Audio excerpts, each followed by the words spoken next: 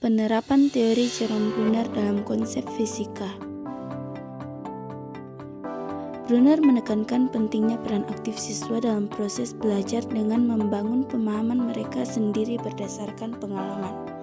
Bruner mengusulkan 3 tahap representasi dalam belajar, yakni enaktif, ikonik, dan simbolik. Untuk mengetahui penerapan teori Jerome Bruner dalam pembelajaran fisika lebih lanjut, yuk simak videonya.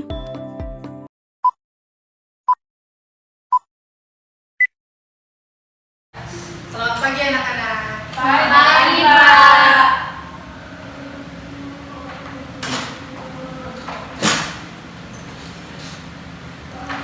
Ketua kelasnya siapkan dulu kelasnya. Baik, sebelum kita mulai pelajaran, tentunya kita berdoa sesuai dengan masing-masing. Baik. Sudah selesai. Baik, jadi sebelum kita mulai pelajaran hari ini, izinkan Bapak mengakses terlebih dahulu. Jadi yang saya sebut namanya, angkat tangan dan katakan hadir. Nurus Indah, Hadir, Pak. Gigi Karana, Hadir, Pak. Herul Ihsan, Hadir Pak. Regita, Jile Daud, Hadir, Pak. Dirmayanti, Hadir, Pak. Fatin Atika Jafar. Hadir, Pak. Oke, jadi hadir semua jadi. Hadir, Pak. Baik, jadi hari ini kita akan membahas tentang hukum Newton, tentang gerak. Ada yang tahu hukum Newton keberapa yang membahas tentang gerak? Penjelasan kedua. Itu apa? Nah, benar. Jadi hukum Newton kedua. Nah, di meja Bapak ini sudah ada percobaan yang akan kita lakukan pada hari ini, di mana di sini ada apa ya? Papan. Apa? Papan. Papan apa? Tidak miring. Papan miring. Kurang tepat. Coba lagi. Tidak miring, Pak. Nah, benar. Jadi ini adalah bidang miring karena permukaannya itu berbentuk Miring. Nah, di sini ada 2 buah benda di tangan Bapak. Ada yang tahu ini apa? Yang ini kira-kira apa? Bola pingpong. Bola pingpong kan? Nah, yang kedua ini apa? Bola besi. Nah, oke, benar. Jadi ini semua adalah alat untuk percobaan hari ini. Oke, jadi langsung saja kita lakukan percobaan. Oke, perhatikan baik-baik. Siapkan catatan untuk mencatat hasil nanti yang diperoleh. Jadi sebelum itu kalian harus tahu kalau di antara kedua buah benda ini yang mana yang lebih berat? Yang mana masanya lebih besar? Di antara kedua buah benda ini. Bola besi, Pak. Bola besi. Kalau yang lain? Sama, Pak. Oke. Jadi kalian sepakatkan kalau bola besi itu lebih berat daripada pingpong. Nah, oke. Jadi di percobaan kali ini kita akan melakukan 2 kali eksperimen, di mana satu dengan Bapak yang tidak memberikan gaya berupa dorongan, sama yang satu lagi itu Bapak memberikan gaya berupa dorongan. Oke. Jadi bola pertama kita mulai dengan bola pingpong. Oke, perhatikan baik-baik. Ini tanpa adanya gaya. Oke, perhatikan 1, 2, 3. Nah, catat hasilnya. Nah, sekali lagi, biar kalian lebih yakin sama pendapat kalian. Oke, 1, 2, 3. Itu untuk bola pingpong. Oke, baik, jadi ini untuk kondisi kedua, yaitu dengan Bapak memberikan dorongan. Nah, perhatikan 1, 2, 3.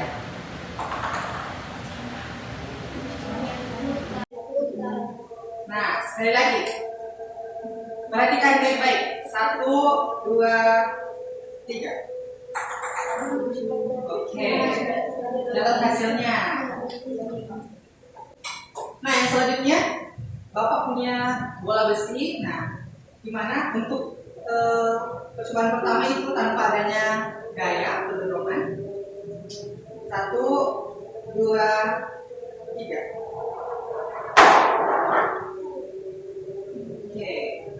Sekali lagi. 1, 2, 3. Oke. Nah, sekarang untuk kondisi kedua yaitu dengan Bapak memberikan gaya berupa dorongan. Perhatikan. 1, 2, 3. Nah, sekali lagi. Perhatikan. 1, 2, 3. Nah, oke? Baik, mungkin dari kalian ada yang mau mencoba juga? Boleh, saya persilahkan. Oke, yang cowok, Khairul Ihsan.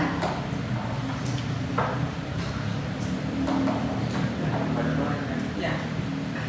Jadi ini jelaskan ke teman-teman ini apa, kondisi apa dan Oke, ini yang tanpa dorongan.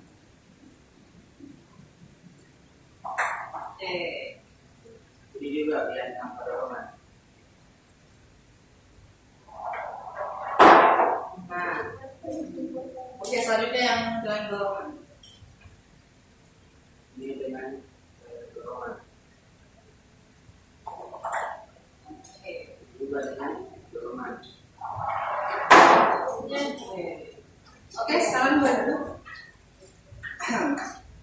Jadi, oke baik. Jadi dari tadi percobaan kita ini, siapa kira-kira yang bisa menyimpulkan satu pendapatnya dari percobaan ini? Oke, satu orang. Saya Pak. Oke, Firdaus, silakan. Baik Pak, terima kasih.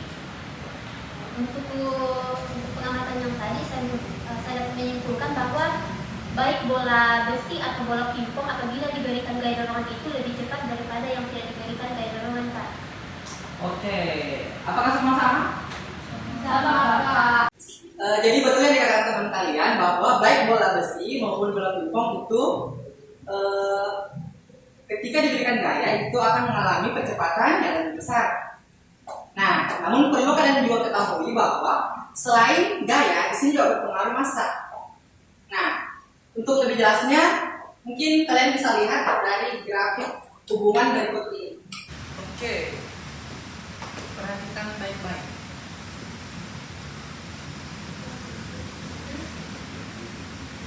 Jadi ini grafik hubungan antara apa dengan apa? Gaya dengan Percepatan. Oke. Nah, di sini di sumbunya itu apa? Percepatan. Berarti A dengan satuan kuadrat. Oke. Nah, di sini gaya F. berarti F dengan satuan Newton. Oke. Jadi bagaimana hubungan antara gaya dengan percepatan dari hasil percobaan kita ini? Menurut kalian bagaimana? Lurus. Berbanding lurus. Iya. Nah, kalau berbanding lurus itu kita langsung saja tarik di sini. Garis lurus. Oke?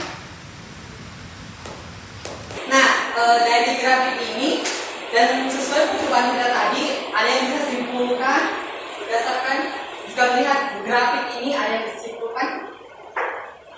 Saya, Pak. Oke, Nuros Indah.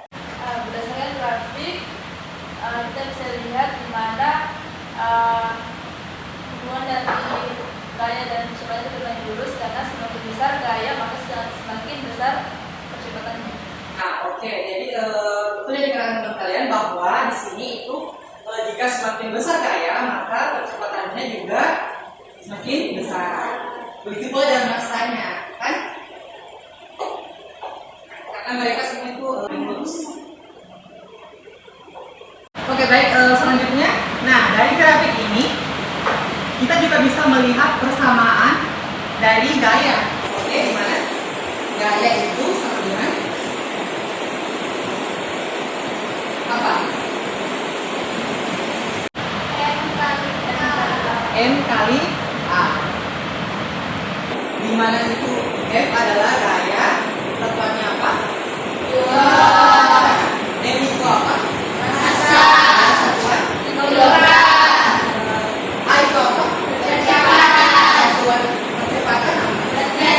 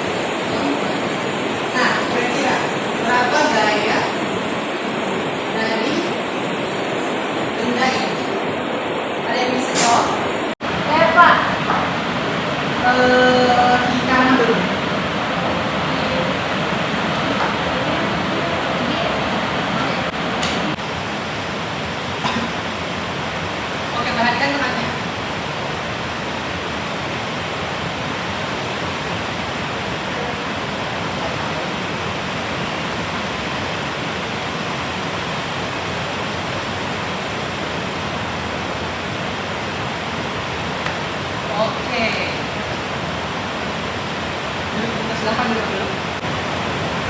Baik, jadi sebenarnya ini tidak salah, jawaban teman kalian itu tidak salah, tapi kurang tepat. Nah, kira-kira ada yang satu orang yang bisa perbaiki kerjaan temannya? Oke, Evita.